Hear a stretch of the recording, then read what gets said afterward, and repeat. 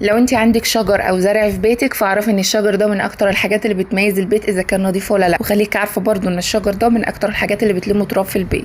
عشان كده لازم وباستمرار كل اسبوعين 3 كده بالكتير خالص تجيبي كده طبق فيه شويه ميه وشويه برسيل او اي مسحوق غسيل عندك وتغسلي الشجر ده باستمرار. عاوزه اقولك ان هي خطوه بسيطه وسهله جدا بس بتفرق كتير قوي في نظافه المكان. غسيل الشجر ده ونظافته مش صعبه، بس الاصعب ان هو يكون عليه تراب وشكله خالص مش لطيف. ممكن ان انا اجيب فوطه مبلوله كده وامسح ورقه ورقه، بس ده هياخد وقت مني كتير، انما انا لو غسلته بالشكل ده هياخد وقت اقل، وكمان نظافته بتكون اسرع واحسن كمان ان انا امسكه كده بالفوطه وامسح. غسلته بالميه وسائل الغسيل، هاخده بقى تحت الدش واحميه كويس وانزل كل الصابون ده واخده بقى كده على سور البلكونه او على حبل الغسيل، مش هتفرق، المهم ان هو يكون في مكان امن كده ما يقعش من عليه، وهسيبه ينشف براحته. عاوزه اقولك ان هو بعد ما اتغسل شكله نور كده وزهزه كده، ولما اتحط في المكان كمان منور المكان اكتر.